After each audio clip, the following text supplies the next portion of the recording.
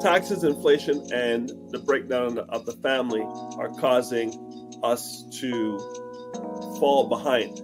We have the lowest net worth in the United States, and I'm sure those numbers cross the border as well. Some people get the disability tax credit and they don't open the registered disability savings plan, and that's where the government puts in all the money of grants and bonds for a person with a disability who has done all the steps. Some people don't do all the steps.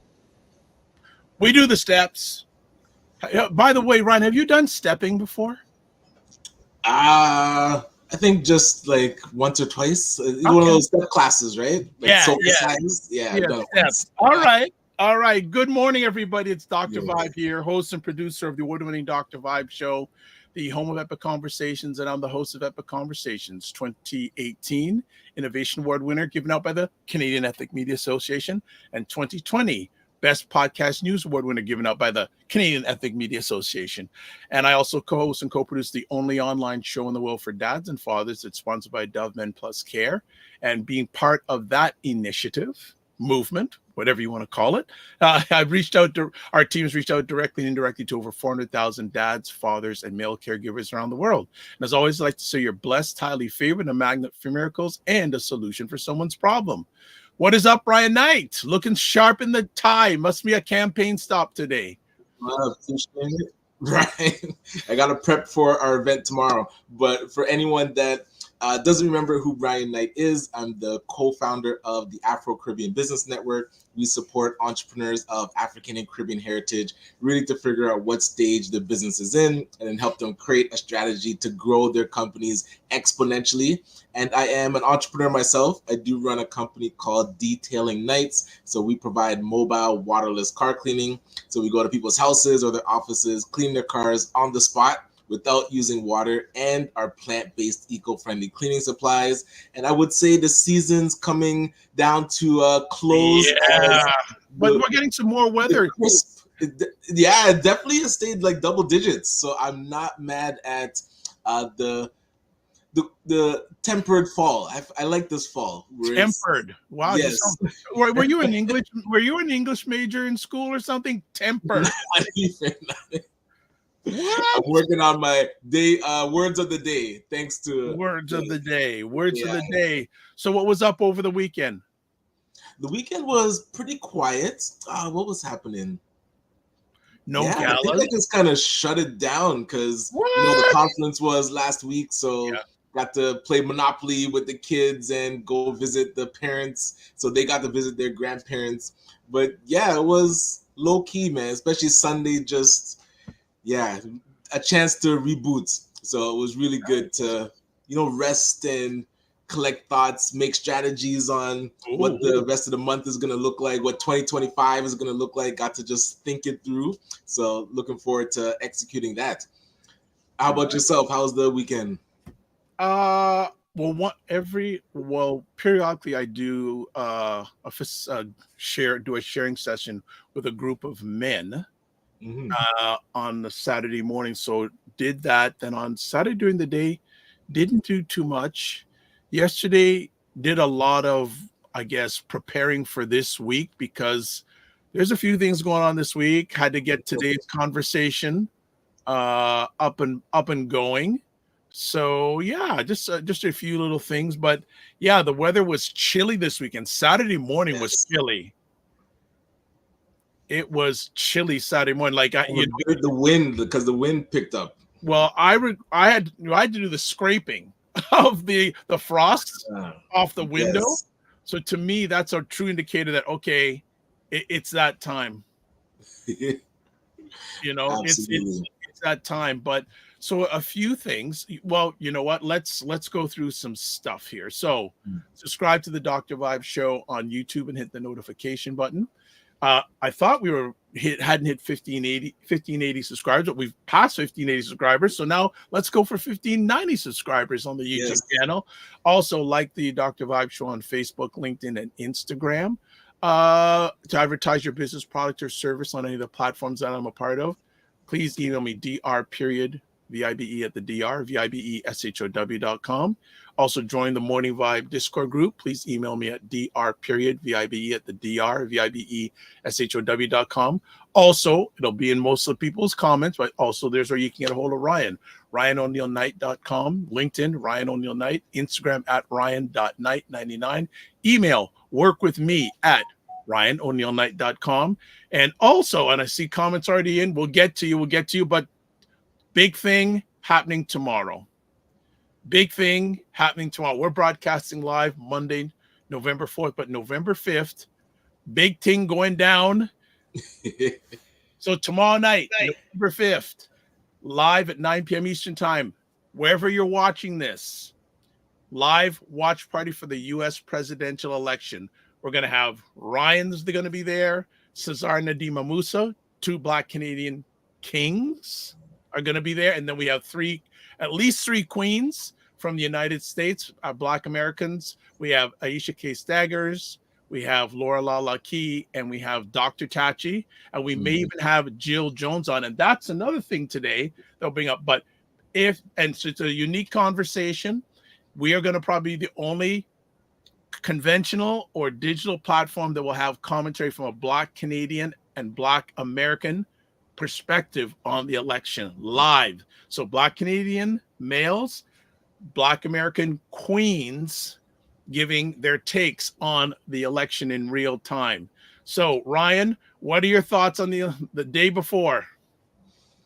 I'm seeing Kamala's team being able to keep the momentum, so that's been good. Now, will it translate to enough votes? Because I think that steady drumbeat of the Trump campaign, that 70, what did he get last time? It was like 75 million, I think. Well, there's 75 million people who already cast their votes. Hey, wow. Yeah. Like mail-in or early battling, voting, they've already cast their votes. Wow. So this might break some records on the amount of people voting. So yeah, and that's where if he does more than that, I think it'll be tough for Kamala, because that means he's converted more people to that side. If he's still at that steady 75 and she needs to hit the 80 plus again, like Biden did to beat him, the momentum could get her there. I could see it, but it'll be very tough because, yeah, the fact that so many people voted early, that is telling. Well, the thing is also, too, that may mean a lot of younger people, and a lot of younger people go Democrat, but 45 has been really trying to get the young male non-college voter on his side with rhetoric. Right. Yes. Right. I'm hearing in some of his rallies the Black male vote he's been pandering to. He's been pandering it. I love Black men. So people need to clip this stuff. Wow. We need to clip that for our show as a promo. I love Black men. Yes. Watch the Morning Vibe.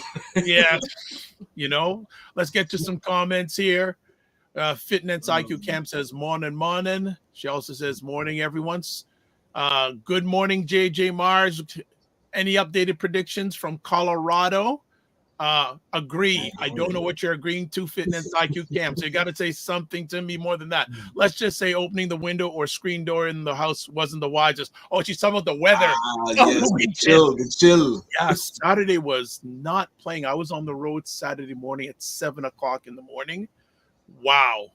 That was pretty crazy. That was pretty crazy. I want to also shout out Brenda Elizabeth Williams, who likes it on liking the conversation on Facebook. Thank you so much. Appreciate that. So any change in your prognostication on the election? I think you and I are thinking the same. I truly think the American agenda is to do these tariffs against China. They, as a country, want to start charging more for doing stuff outside of the country. So I think Trump is their bumbling puppet that can get that done without backlash to him, because he won't care. He'll be able to do the tariffs. So if that is the agenda that I'm thinking they want to get pushed through, he will be the winner.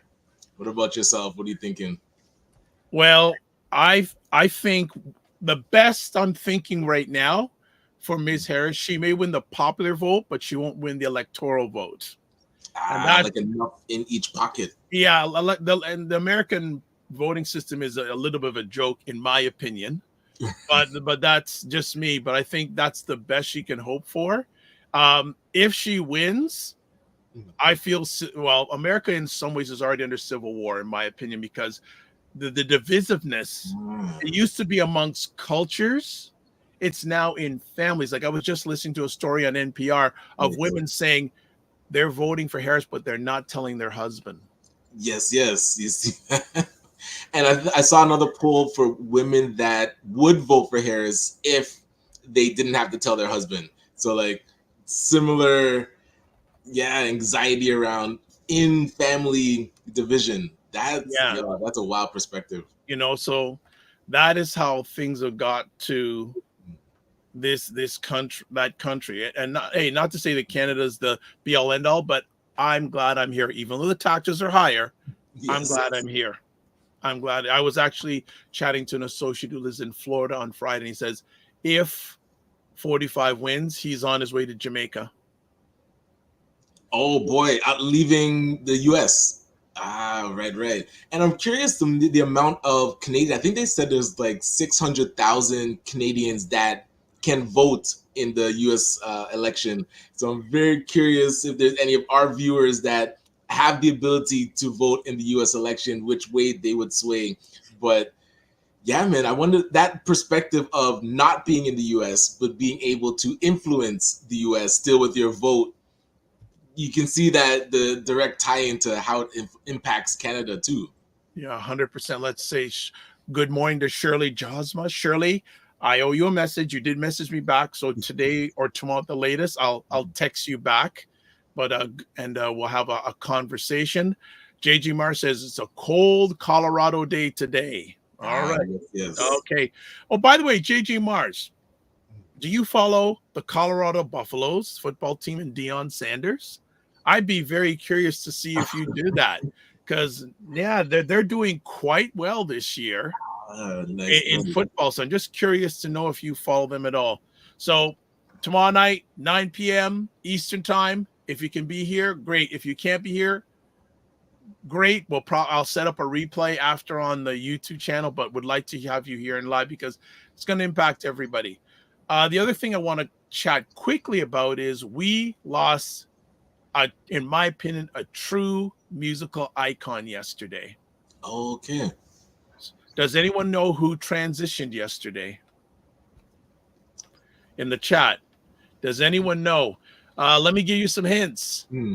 Probably Michael Jackson would not be as huge as he is and was because of this gentleman. Oh, whoa. Oh, see, let's see if anyone knows. Okay. He also wrote the theme for the show Sanford and Son, and also he was the executive producer of the Fresh Prince of Bel-Air. Okay. Yo, quite the resume. Oh man. That's like a tip, right? He also done collaborations with so many. He was also the executive producer of the song We Are the World. Oh boy. That's wild. Wait, what, Quincy Jones? Quincy Jones passed away yesterday at 91 years old. Wow. Was it just something totally sudden? His publicist just said natural causes. Oh, okay. But and I'm sad because there would have been one person I would have liked to have sit down and had a conversation with. 91 years old. So go ahead. I was just speaking of which, so that would have been one that you'd have loved to sit down with. Who else is on the bucket list that is alive? Tavis Smiley. Right. I met him many years ago, briefly, but I would love to, because he was one of the main inspirations for me in doing this. Yes. I had a short conversation with him. I told him about this in my early days. He says, you know what? He just said, keep on doing what you're doing. So Tavis Smiley would be a person I'd like to sit down with. Michelle Obama. Okay. Over Barack Obama? Yes. Really? Yes. Why would you want to speak to Michelle in particular? Michelle, her resilience, her thought process, just get some. We've heard enough about Barack, a lot, Gotcha. but yes, but her, where she got her mindsets from, etc. All that. I would love to sit down with Michelle Obama and just have a conversation.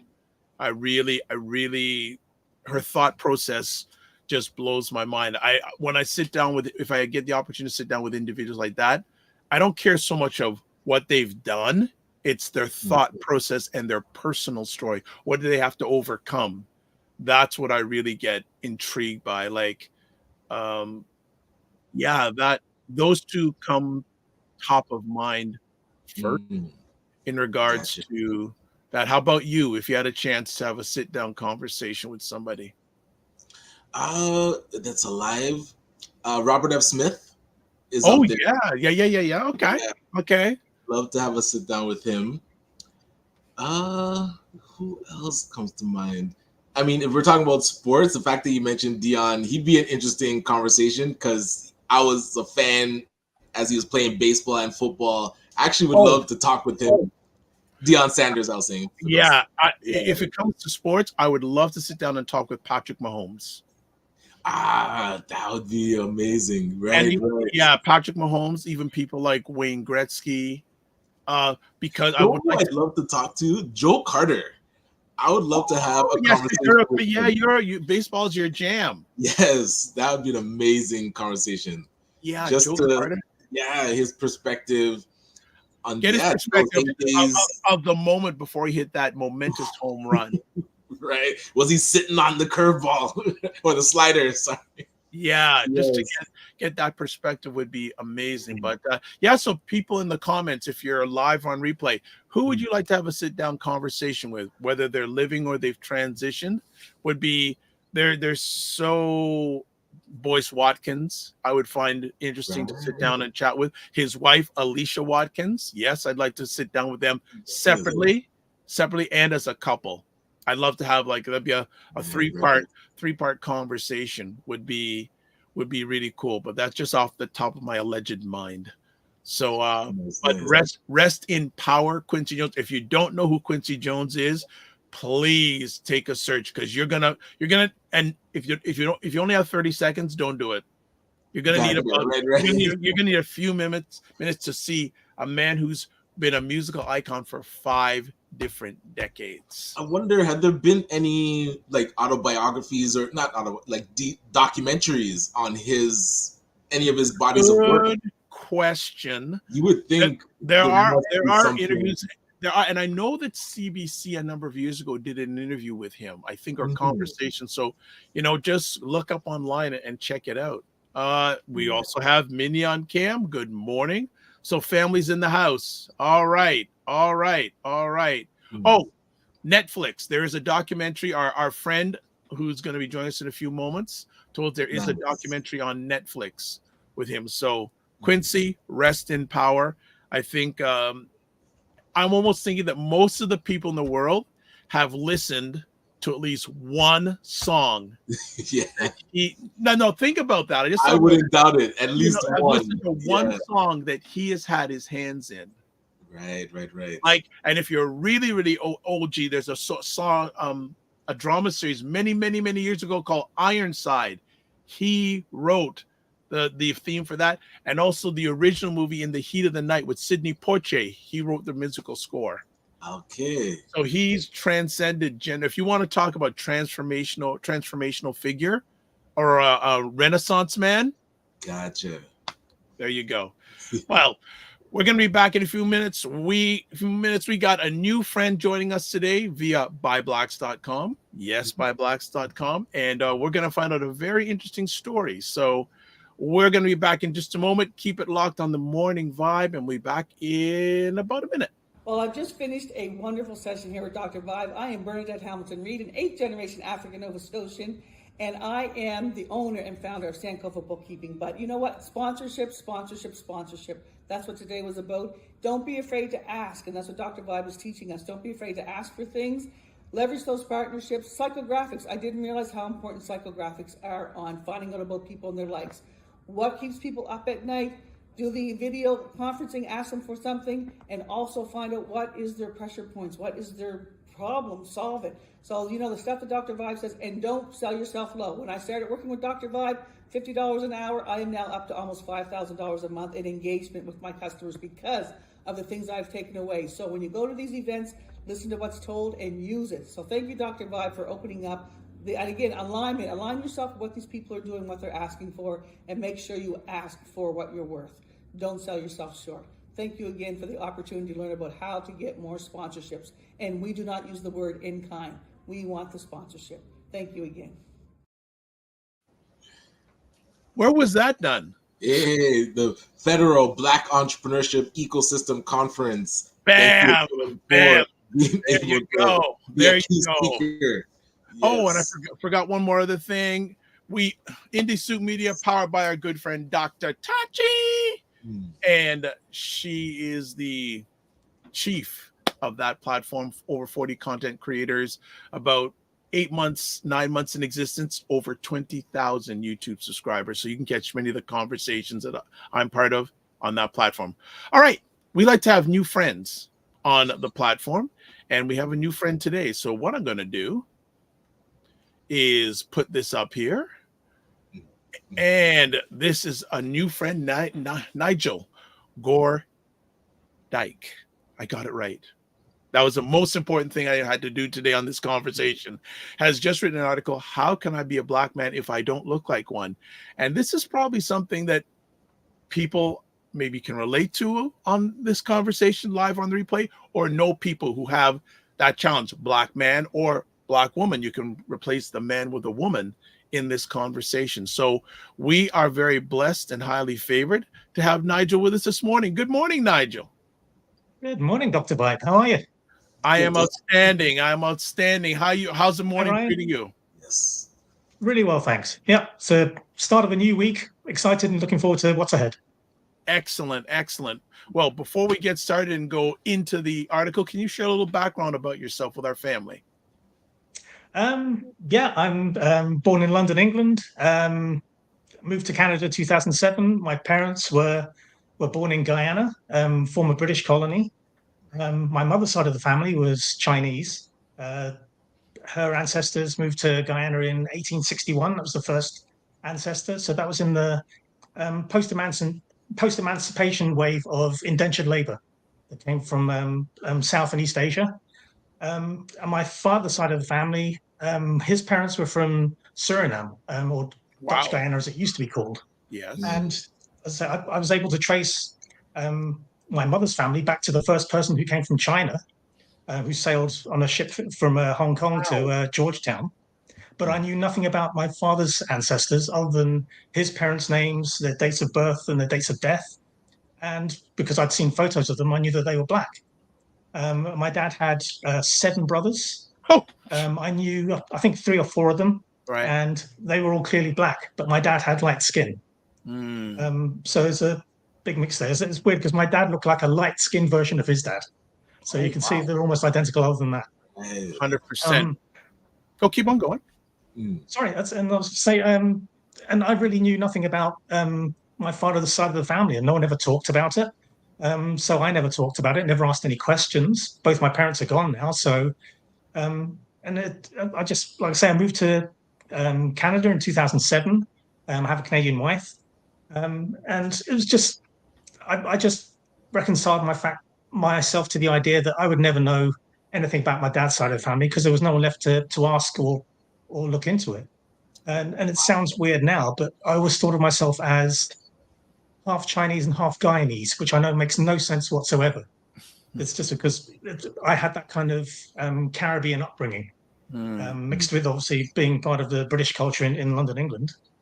But I just happened to be speaking to someone called Tennille Warren, who's a playwright, a chef, and an activist in our community.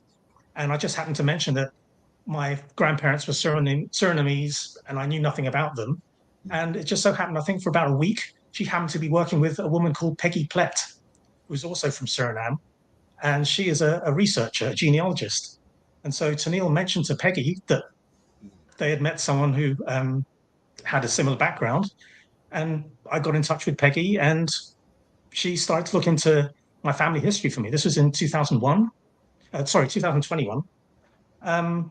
And I thought, well, she's going to find out maybe my grandparents' parents' details.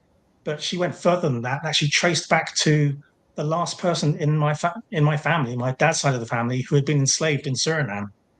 And there was this, a woman called Betje, Betje, and that's the Dutch short form of Elizabeth, so like Betty, but the Dutch version. And yeah, she managed to buy her own freedom in 1862, which was 1 year before emancipation in Suriname. But before that, she'd actually bought her own freedom. She managed to buy the freedom of 4 of her own children, including my great-grandfather, Frederick. Right. The closest person generationally to me who was enslaved, but Peggy was actually the last person to be freed. And so that was like, it's bizarre to think that Frederick was my dad's grandfather, and he was born into slavery. Oof. When you say it like that, it just feels so close. Wild. And it's interesting because I saw in the article how far back the Chinese heritage and the ancestry you're able to. So what was the difference between, I guess, tracing your mother's side versus tracing your father's side? My mother's side kind of just dropped into my lap because there's like a few cousins actually put all that information together. Gotcha. So on my office wall, I've got like a family tree, traces all the way back to a man called Yangapat, who was the person who came from China to Guyana, British Guyana, and all the generations since then up to including me. Right. And so it's like 5 generations.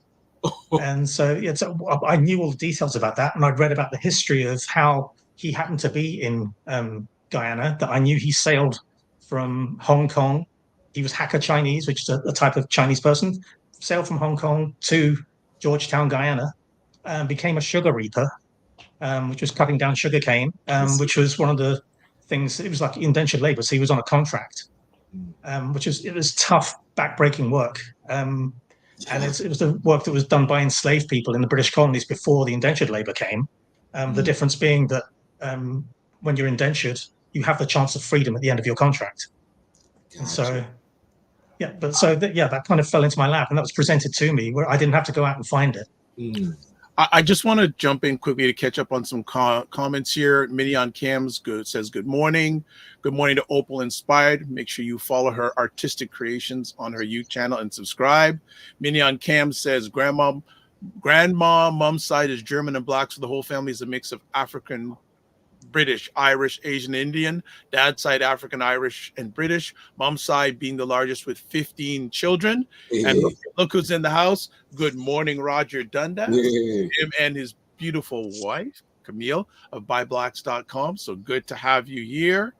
And so Mignon Camp says, sounds like the history of migrant work as well. I want to ask, if this lady, I can't remember her name that you mentioned, didn't approach you about digging into your family history, would you ever thought about doing it? It never occurred to me because like I said, I'd reconciled myself to the fact that I would never know about this because there was no one to ask, and I didn't know what questions to ask. The fact that Suriname was a Dutch colony as well. I don't speak Dutch, so I wouldn't have known who to ask, how to ask, and wouldn't have known how to interpret the data that I found. So it just so happened that it was just absolute blind luck that I got connected to this woman, Peggy Plett, who's now become a dear friend of mine in the past few years. And like I say, she was that was the Betje, my great grandmother, the last person to be enslaved, was on my paternal grandfather's side, but she's traced back even further on my paternal grandmother's side, all the way back to a slave ship from Ghana in the 1700s. Gotcha. And this is astonishing. It's like I never expected anything like this. And so this was just, I would never have been able to find this information out on my own. It would have been impossible. That's amazing. And I'm so curious, the reason that you wrote this article, what's so important with it for you? Because now you're asking the question, like, how can I be considered black if I don't look black? So why is it important to then be able to embrace that side of your heritage? It's because I had such a clear vision of my Chinese side. And so that was my mother's side. And I had it just felt like there was a huge gap on my father's side. I didn't know anything. After I first made these initial discoveries through Peggy, I actually wrote another article for By Blacks. Good to Neil Warren, who introduced me to Peggy, also knows Camille Dundas from By Blacks. And Tanil suggested that I should write my story because even though it's a personal story, it has resonance beyond my own experience. Definitely. And so I was a journalist at the time, and my articles tended to be somewhere between 700, 900 words. When I started writing this article for By Blacks, the original one, I got to about 2,200 words because there was just so much to tell. I was just expressing my emotions, not just the history. And so I wrote to Camille and asked, I'm up to 2,200 words. How long should this article be? And Camille replied to me and said, use as many words as you need to tell your story. And that was so meaningful to me. Is the fact that she felt that there was a story to be told and it needed to be expressed fully. Nice. She didn't want to edit it or censor any of it. Beautiful. And I know that when I love to write about myself, my history, because it helps to clarify the thoughts and emotions that I'm experiencing. And when I finished writing that first article 3 years ago, I had to take the next day off because I was just physically, mentally, and emotionally exhausted. Wow. It was just expressing all of that. Yeah. Just finding the words to express all of that. Wow. And then I wrote another article a couple of years ago for my local paper. Again, just finding other words to express these discoveries. And this is writing for an audience that was predominantly white. So just trying to explain, this was for Black History Month, just expressing how someone in their community has a different background to them. And when I usually publish an article, it's usually the second or third draft that gets published. That article was the 10th draft because it took me that many attempts to get it right, to find the words. Yeah. But this article, How Can I Be a Black Man If I Don't Look Like One? I remember sitting in an event that was organized by Tanil in Waterloo a couple of months ago. And one of the moderators asked the question, how many of you are proud to be Black? And I was just sitting there. I'm thinking, and it just, my hand was down. I didn't raise my hand. Other people raising their hands who were clearly present as Black. And I just thought, I'm Black. My father was Black. That makes me Black. And I just raised my hand. And in that moment, I had a clear vision of this article. I knew exactly how it was going to start, what the impetus was, the raising of the hand, the journey it was going to take, and how it was going to end. And so for me, this was the easiest article I've ever written about myself, because it was just like first draft and done. Nice. I have to ask, can you tell us a bit about your let me go this way. How did your family or community influence your perception of yourself as a Black man? Growing up, I didn't have any experience of that at all, even though I had a lot of Black people in my life, my dad's family. My grandmother was the only grandparent who was alive when I was born, and she died in 1981. But it never occurred to me to ask her about anything to do with her family history. She was just my grandmother. I just didn't think of anything other than that. And my dad, as I said in the article, my dad and his generation never referred to themselves as anything. They never referred to themselves as Black or anything else. It was just weird. They seemed to have been erased. Wow. So I don't know if that was something that's generational trauma, that kind of shame is beat that out of them. They just, because they thought if they were Black from Guyana, that means they had a link, or Suriname, they would have that link to slavery, and that kind of, there was that shame associated with that, perhaps. Okay. So growing up, I had, in terms of culture, in terms of food and sport, my dad was a huge cricket fan, loved the West Indies, especially when they were kicking the butt of England. So, my dad that way still to this day. Yeah. And Australia. Yeah, but more England, because they were like the great colonizers. So from Guyana. Yeah. But yeah, so growing up in terms of music and food and sport, that was my connection to Afro-Caribbean culture. But other than that, obviously my dad had a heavy West Indian accent as well. So. Gotcha. All right. Another question I'd like to ask you. In your article, you discuss the complexities of being a Black man who doesn't, quote, look, unquote, Black, according to societal standards. How has that affected your interaction with others, both in the Black community and outside of it? When I started writing both on social media and in terms of like proper articles, full articles about my experience and my upbringing, Black people in the community, white people in the community, all colors and ethnicities have been overwhelmingly kind, welcoming, accepting. And it's like, I asked Tanil, when I started to make these discoveries, how should I refer to myself? And they said, I see you as a light-skinned Black man.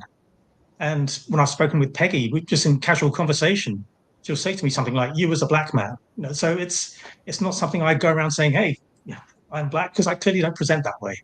And so, there'll be like a lengthy conversation having to explain where that came from. Mm-hmm. But in terms of being accepted as part of the community, it's never been a question. Gotcha.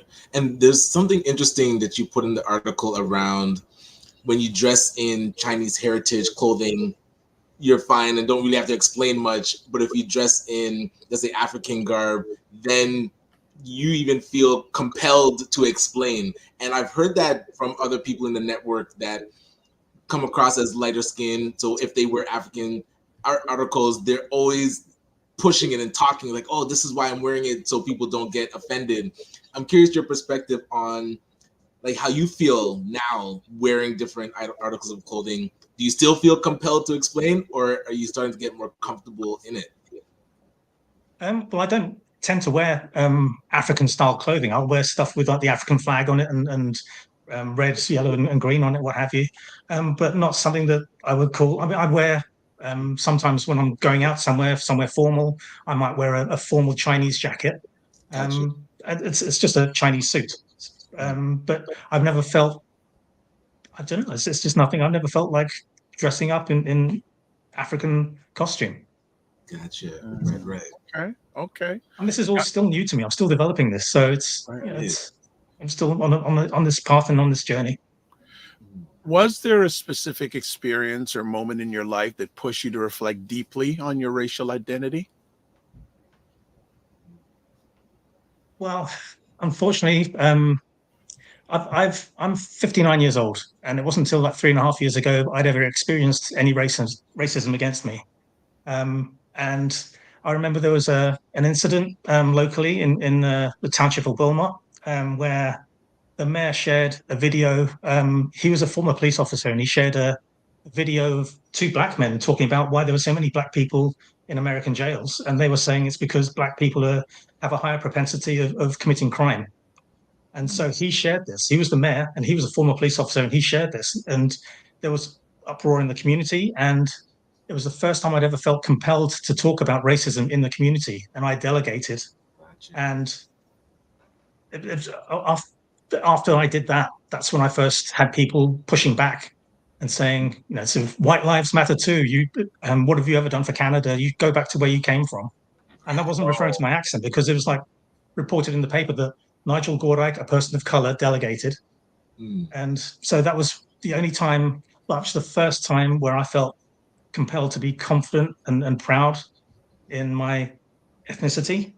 So before that, just I think because of having an upbringing in England, being of British background, I've only lived here since 2007, born in 65. All that time I was spent in Britain, so I felt more British than anything else.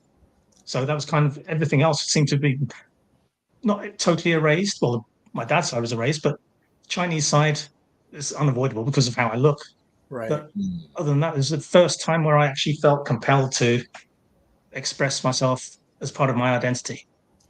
So we're talking with Nigel Gordijk about his article, How Can I Be a Black Man If I Don't Look Like One?, that you can find on buyblacks.com, Black Canada's #1 online magazine. And if you want to check out the link, it's there on your screen, but on most platforms, I've shared the link to check it out. And also, if you want to check out more of the content that Nigel produces. There's his website. There's his Linktree address. Again, most of this is in the the comment sections of the platforms you're watching this live on the replay. Ryan, do you want to go ahead? I've got a pile of conversation pieces, but go ahead. One thing I was curious with your own, I'll say, core family, their reaction to now finding out more about their heritage, because like you mentioned, when you spoke up about racism happening, you hadn't done that till now. So you didn't really invite the friction into your household. So I'm curious the thoughts of your family now learning more about their African heritage and how that's been received. I'm an only child, but I have cousins who are all mixed race as well, that sort of have connections to Guyana. Mm-hmm. So South Asian and East Asian, Filipino and Black. And so some of them's living in the UK and some living in the US now. So I've been like sharing the links and the articles and everything all my discoveries I've been sharing with them.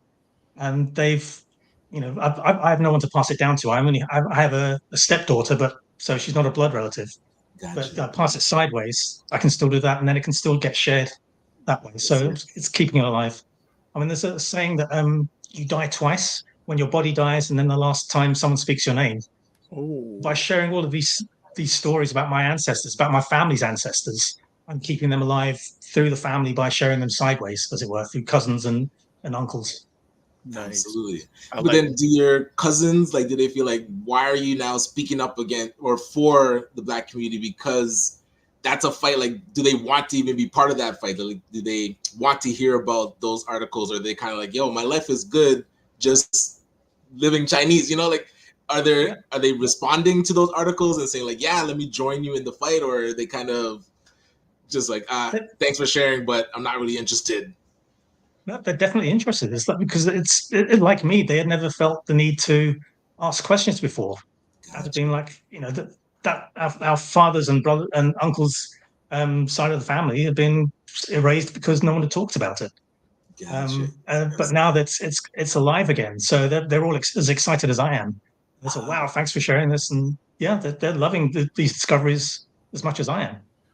Love that. Love that. Wanted to shout out Ray McMillan of the McMillan Group. Thanks for being here. Also, Miniam Camp says, I got lucky. My mom's side always will share stories of our great father, quote, the Fool of Whitehall, unquote, and then found his family history at the University of Toronto. She also says it's a wonderful 2,000 words that you've written. And Opal Inspired says, I find in North America in particular, you are constantly having to defend your Blackness or whiteness. I am not surprised it's hit you now. It's the Americas after all. So I want to ask this conversation piece. In your article, you discuss the complexities of being a Black man who doesn't, I already asked that. Sorry. What are your thoughts? Sorry, let me go to this question. What are your thoughts on society's fixation with the racial labels and categories? Do you think race should play such a significant role in how we define ourselves and others?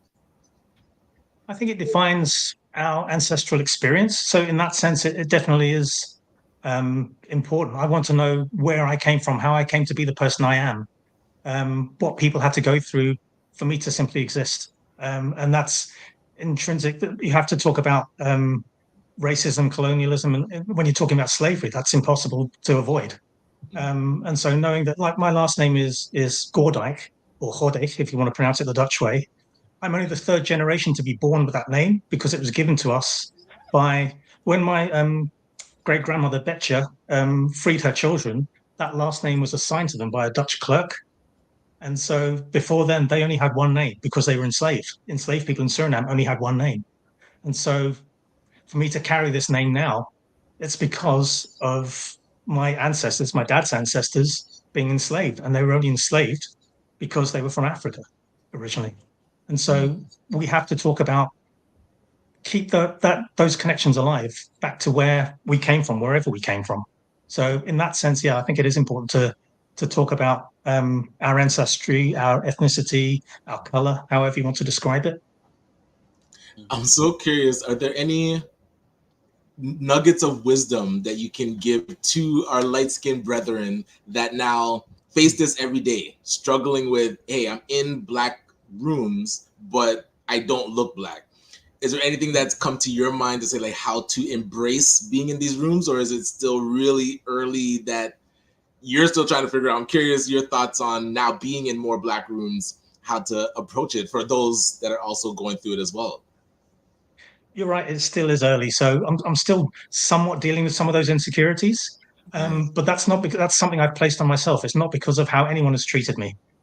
Certainly when I attend events that are predominantly Black, I certainly feel like I belong there. And the people who do present as Black certainly make me feel welcome there.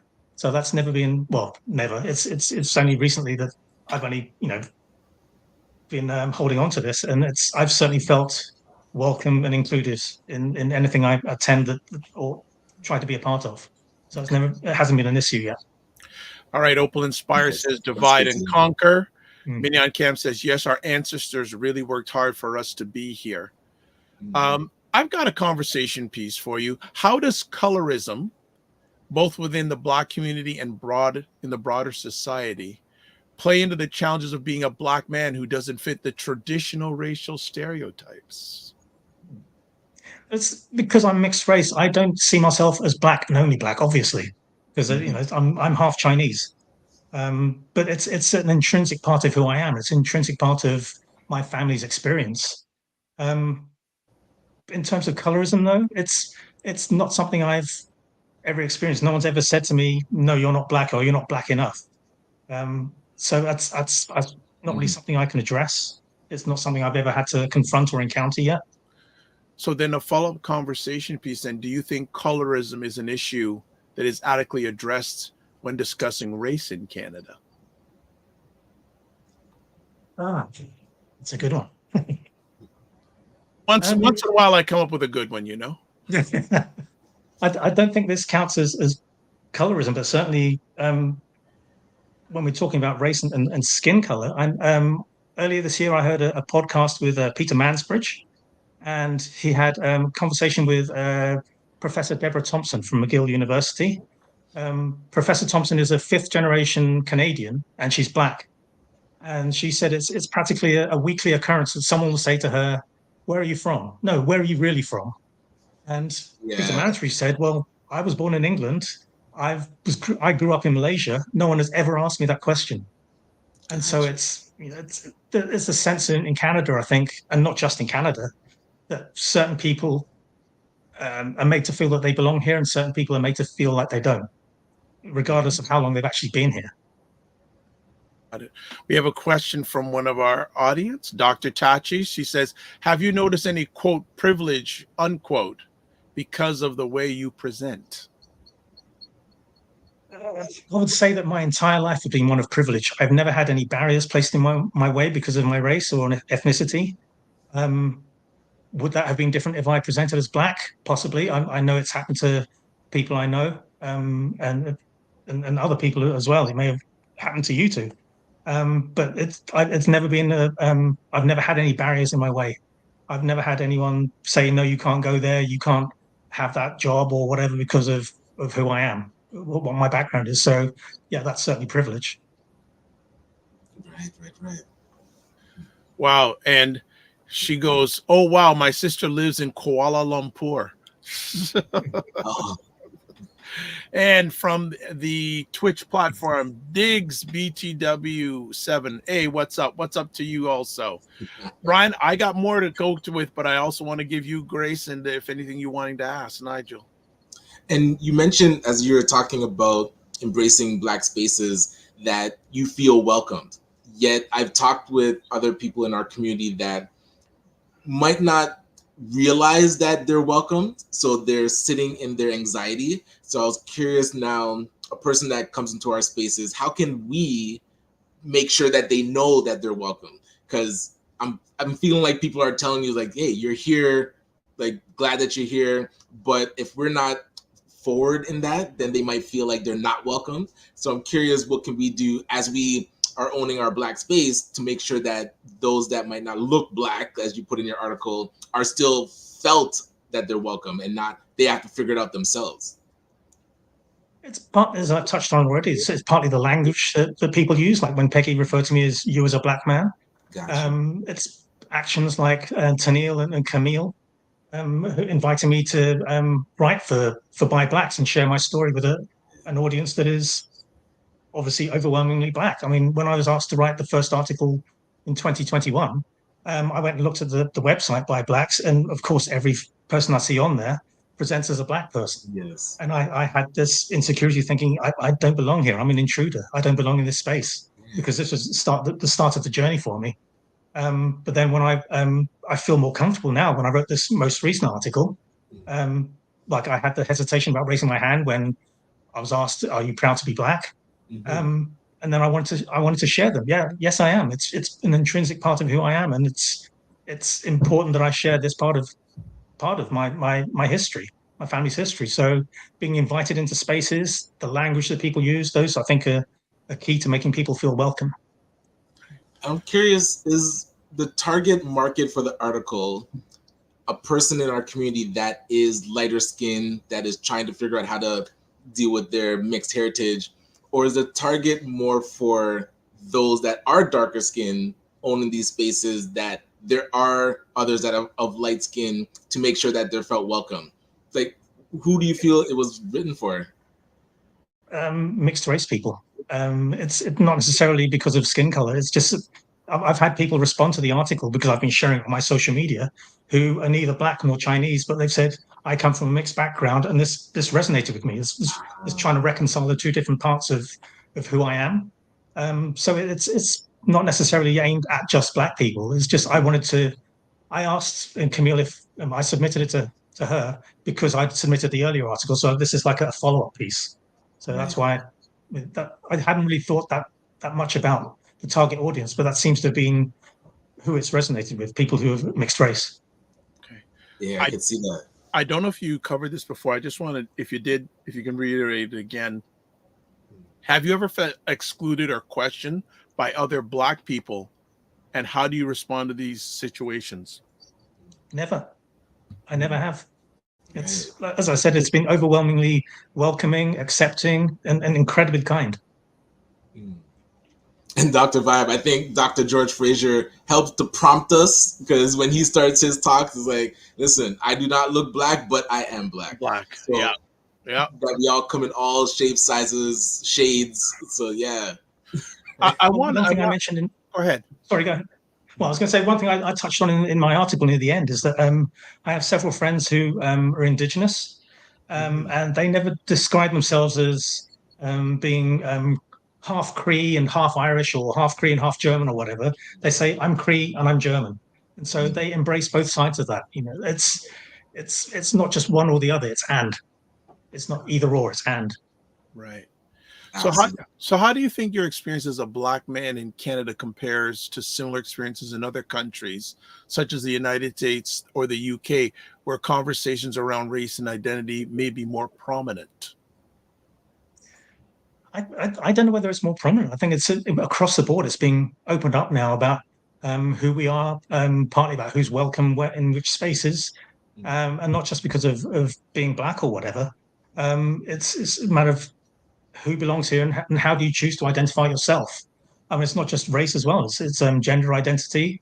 I have people who want to be referred to as a certain way. I'm completely fine with that. I respect that because I know what it feels like to be someone who had a part of themselves excluded for so long and now is able to embrace that and name it. Absolutely. How was this writing experience of this article compared to the first article you wrote for byblacks.com? Completely different. This was like so easy. The words just flowed. Usually it takes me about 3-4 hours to write an article, and that was about this. That's about how long this took.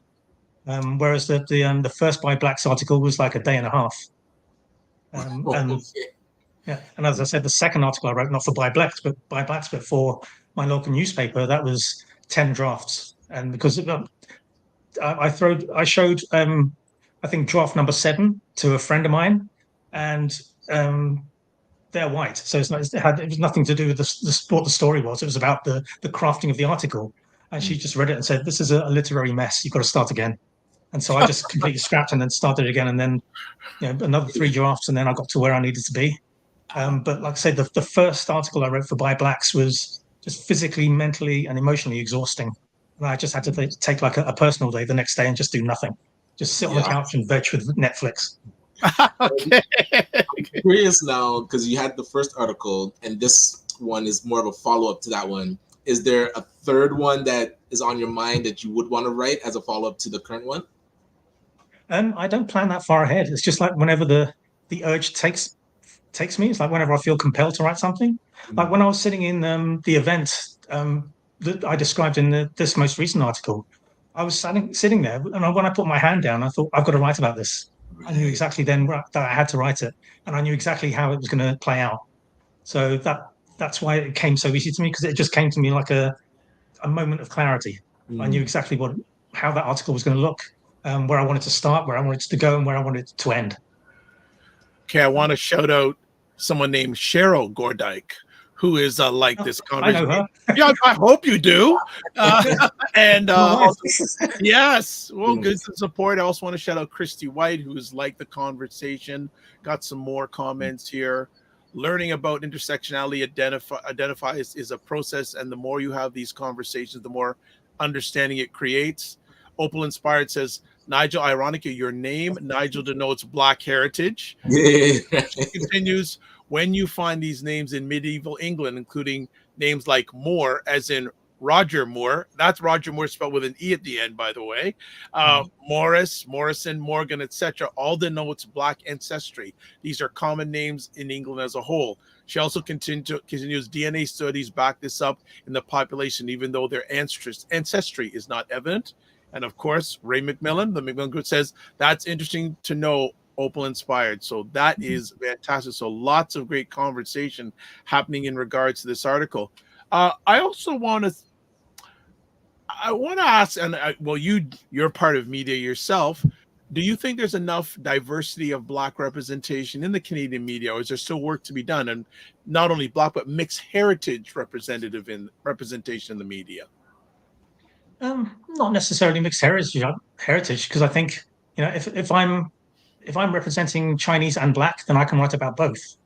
I don't necessarily need to write about Chinese and Black at the same time. But I can write about either. But I know in our local newspaper, for Black History Month this February, there was an article about a local university or high school or something, talking about Black role models, and the person who wrote the article was white because the newspaper didn't have any Black journalists. And so you need to have role models in the media for those kids to follow. So there was an irony there that, I know it's a good article. It's just that it would have been nice to have an opportunity for a Black person to tell that story. Absolutely. Good. Ryan, you want to go back, or I got some more stuff if you want? No, feel free. Go ahead. All right. So what advice would you give someone of mixed or multiracial heritage who feels like they don't fit in to convert unto conventional race categories or struggles with their racial identity? In my case, one of the things I regret is not speaking to my elders when they were around, so I can get a better understanding of where they came from, how they came to be, and what they felt about their position in the world. It's like one of the things I mentioned is that I've never spoken to my parents or my grandmother, who was the only grandparent I knew. It just never occurred to me, and it was never spoken about in the house. So yeah, it's important to keep those stories alive. Have that connection to the past. If you had the opportunity to speak with your parents, what would you ask them? Well, one of the things I touch on this in the article is that I wish my father was still alive so I could ask him, about my family, or at least share what I've learned and find out, did you know any of this? And then it occurred to me that maybe he did know this, but it was something that, again, generationally couldn't be talked about, couldn't be spoken about because of this residual shame from previous generations. But you were talking earlier about a bucket list of people you'd like to interview. My great-great-grandmother Betcha is someone yes. I would love to know what prompted her to decide this isn't the life I want for my children. I'm going to buy their freedom. Buying their Absolutely. freedom. That is. And that's the thing, is that when enslaved people had children, an enslaved woman gave birth to a child, that child didn't belong to her. It belonged to the person who was the enslaver. Wow. And so she had to have that clarity of thought that, no, this isn't the life I want for my children. Mm-hmm. It stops now. Wow. Think about it. You had to I don't know what Betcha looked like. I don't know what she sounded like. I never read any of her words, but I love her as if she was in the room with me now. It's like she was my great grandmother, and she made it possible for me to be me. 100%. That's good. That's good. No, that's really, really good. So for people who may not understand the nuances of multiracial identity, what's the one thing you wish they knew or understood better about the experience of being a Black person who doesn't look Black? I'll say it's only in the past 3 years that this has gradually been growing on me, and it only came to an apex a couple of months ago, just before I wrote that article. It just never occurred to me that I was a Black person as well as being a Chinese person. And as I said earlier, I thought of myself as Chinese and Guyanese, which makes absolutely no sense, because Guyanese isn't an ethnicity. It doesn't have it was a fabricated country in terms of it being a colony that was created by the Dutch and then the British. Mm-hmm. So I mean, Guyanese people do have a unique identity that's grown because of the mix of cultures. So in that sense, the country itself is multiracial. Nice. Mignon Camp says, sorry for my typos. Government of Canada made a wheel of privilege and power. The closer you are to the center, the more privilege you have. That helped bring language to intersectionality. And hey, what is up? Ryan Singh says, I struggle with the same thing, because I know Guyanese is part of his heritage too. So I know he can relate to this conversation. Ryan, I can do some more if you want. Well, my last thought was, I'm curious, what, after a person reads the article, what would you want them to take away? Like, what would be that lasting impression that you're hoping the article leaves with those that read it? Well, now that I've seen some of the reactions that have been coming in, not just during this program, but from people who've contacted me after reading the article, is the fact that they've said to me, just as someone's just commented, I struggled with the same thing. I identify physically as one type of person, one ethnicity, whereas I have this whole other half of me that's kind of been erased. And so I want to embrace it. And it's one of the people who contacted me actually has a Guyanese background as well, and they're Black and white, and so it's a different mix. But they had the same experience of being. They clearly present as Black, a light-skinned Black person, but they still struggle with the sense of internally, that sense of identity. So I think it's not necessarily about how they present to the outside world. It's how they feel about themselves. How do they identify themselves within themselves? Yeah, appreciate that. Got it. So looking back on your journey, how has your understanding of your racial identity evolved over time? Well, when I started to make sense of the African side of my family, the Afro-Caribbean side, because I had all this Chinese information going back years, I actually went back and re-examined all of that and felt that, because, okay, I knew the Chinese half, but now I know the Black half, and I was talking about that all the time. I thought, no, I want to balance that out on both of those. So I just need to refresh my memory about what that Chinese part was. So I reread all the history, re-looked at all the names and tracing them and so on, trying to find out more, because I found out that my Chinese ancestor was a Hakka Chinese. So I'm trying to find out more about what that means. Right. So it's helped me to have a much deeper understanding of not just my Afro-Caribbean side, but also my Chinese Caribbean side. Mm-hmm. And for people, it's not just Hakka food. Hakka is also, there's more to Hakka than just the food, by the way. All right. Good starting point. Yeah, 100%. 100%. Don't disagree on that. Love my chili chicken. Thank you. 100%. One of the things when I was growing up is for Christmas, my dad would make either garlic pork or pepper pot, which was like, I remember like for weeks before Christmas, he would be soaking like these slabs of fatty pork in vinegar and garlic and herbs, and the whole house would smell of it. And then Christmas morning, he'd be frying it up, and that would get me out of bed. Yes, so that's when I was a little kid. Oh my goodness. Me hungry. Sorry. So what lessons have you learned about yourself along this journey? Yes. What lessons have I learned about myself?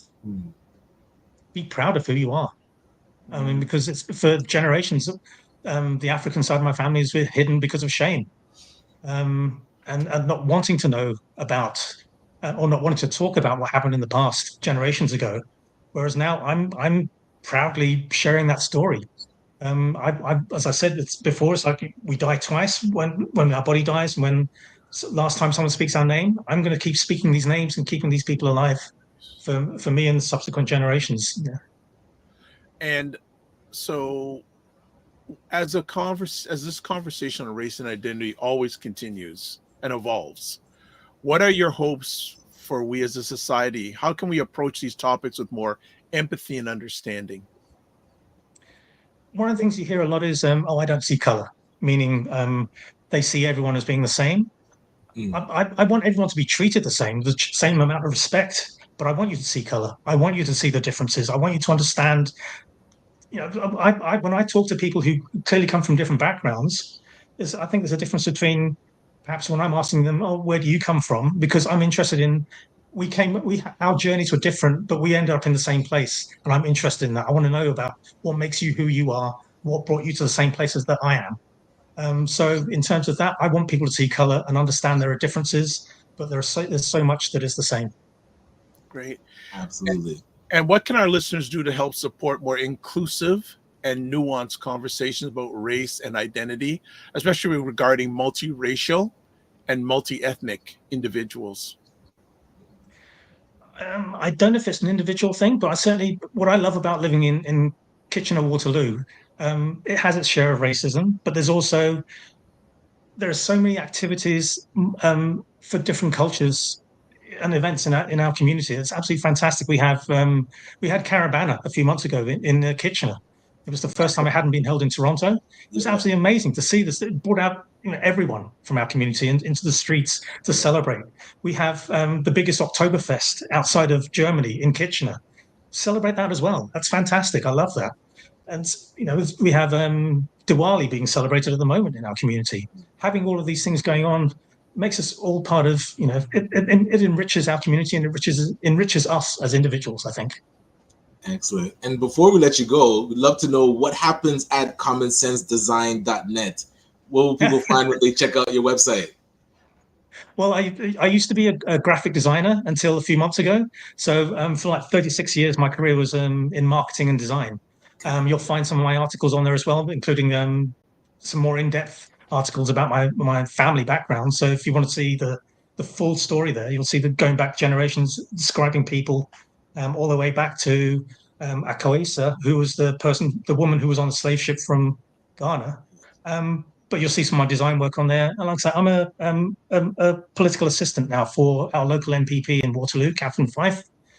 So Common Sense Design is pretty stagnant. It's stopped being an active website at the moment because I've had a change of career, but you'll see some of my old work on there. Hey, cool. What's next?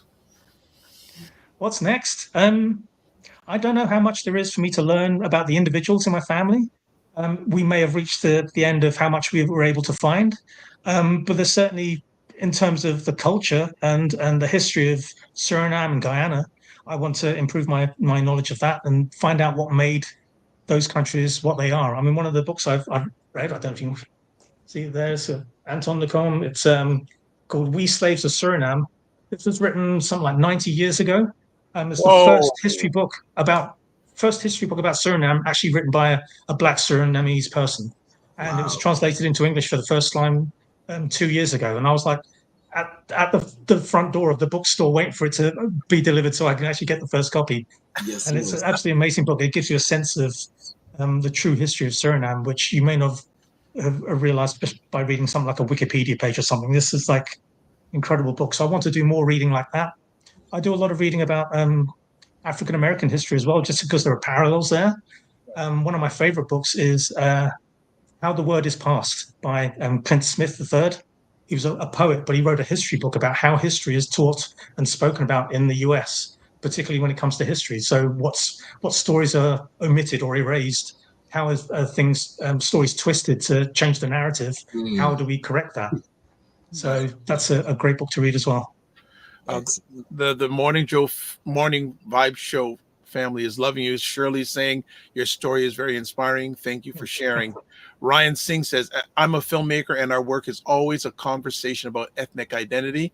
And he also says, give me a call and I can connect you with somebody in regards to that. So I will take the onus on exchanging your emails so that you have Fantastic. that happen. That's exciting. Thank you. So you talked a little bit about the reaction. How has been the reaction to this piece? Or what, did you go in expecting a reaction and different, or did you just say, I'm just putting it out there and let the universe work the way the universe works? Yeah, I was just putting it out there. When I first started making the discoveries in 2021, I didn't have the intention of writing an article straight away. It was maybe a week afterwards that Tennille suggested it to me. Excuse me. And I just started putting snippets up on Facebook.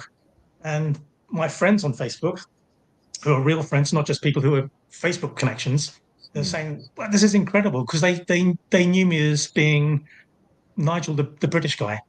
Even though I look like this, they just think Nigel, the British guy, and they didn't really think about my whole family history. And so to have that kind of reaction, and someone, a friend of mine, Jana Miller, said to me, I can see your ancestors looking down on you now and feeling proud of you for bringing their stories back. And that was absolutely, I know that Jana has been able to record and trace her family history, her white Canadian family history, which so that had meaning to her. So she recognized how that would have meaning for me, and that meant a lot, having comments from that, like from people in my life.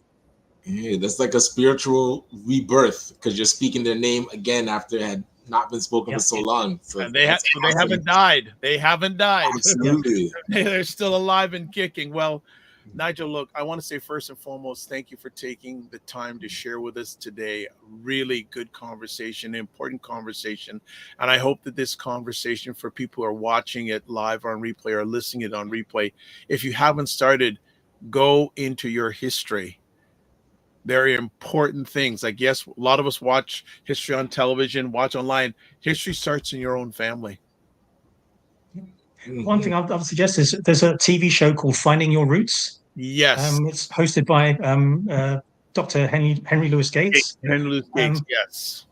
One of the things that Peggy, when she was doing my family history, suggested to me, watch that to see how people process the information they receive, specifically people who have a connection with slavery.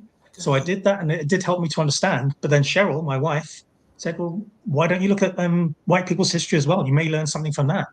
Yes, and I did. I watched a program about an actor called Christopher Maloney, who is in Law and Order Special Victims Unit. Yes, know the name. So yes. His great grandfather was an abandoned child as a baby in an orphanage, and in Italy, a small town in Italy. And then he somehow made his way to the US.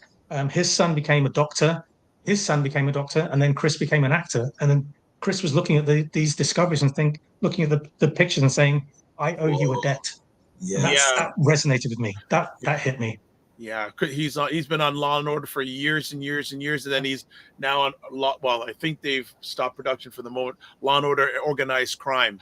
Very, very accomplished and well-known actor. Yeah, very much so. Well, look, again, thank you so much. Anytime you want to come back to the Morning Vibe, thank you. The mic is open, the monitor is open. As always, we always say, and actually some people just want to get some more comments before you leave us. Thank you, Nigel. As a Black mixed race person, I very much appreciate your insights. And I can very much relate to that feeling of not fitting into any place. Great interview. And then Dr. Tati says, this was wonderful. Thank you. Thank you. That's very meaningful. Thank you so much. And thank you for this opportunity. No problem. As always, don't just manage your time, manage your energy, and remember to give yourself grace. Have a great day. You too. Thank you. All right. Great conversation, man. Absolutely. Loved it. That was really, really good. Any takeaways you have from it?